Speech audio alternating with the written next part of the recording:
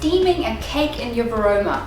Who would have thought you could do that? I'm going to show you 3 different techniques to steam a standard cake mixture in your Varoma. So let's get going. So there are 3 different methods, and the first one is by just selecting a small cake tin. It could be round or it could be a loaf tin, and make sure that cake tin actually fits inside your Varoma steaming basket, right here.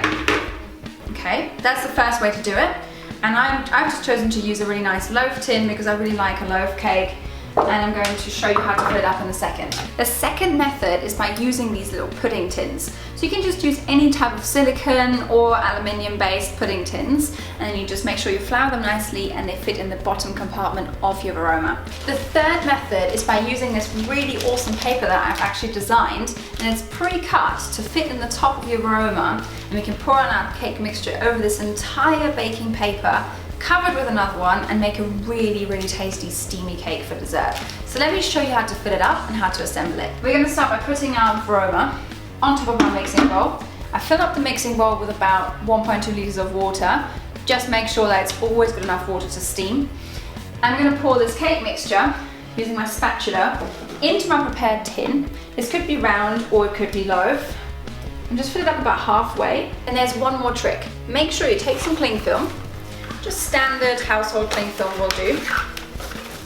Rip off a piece and pop that piece on top of your cake tin. Having that cling film on top actually prevents the steam from getting into your cake, which makes it super nice and fluffy and not too moist. It just goes right into your Varoma, like that, and then we're going to pop the lid on top.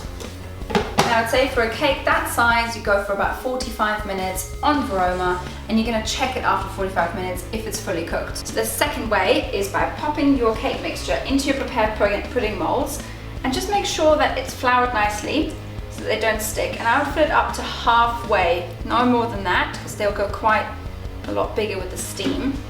And then you're just going to take the cling film again, just like that. Take a cling film, pop it on the top. Make sure you make a nice little sort of candy wrap, and then you can pop it into your Varoma. Put it right in here, just as I did before, making sure I don't cover all of the holes of my Varoma.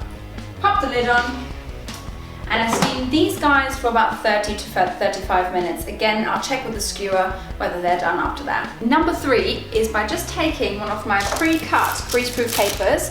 You can go get those via the link below in my shop, and I'm just going to pop my mixture onto that paper, like that, and then spread it out nice and evenly, making sure that you don't have too much over the edges, just like that. And then I'm going to take a second piece of greaseproof paper and put it right on top, because again, I don't want the steam to go in there too much.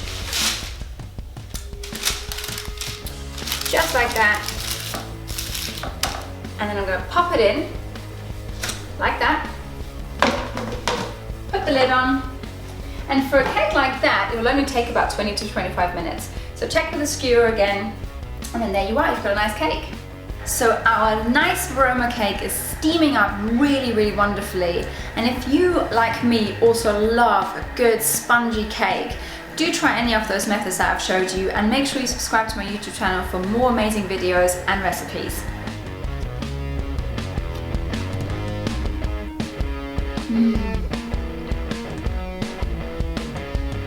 Very good.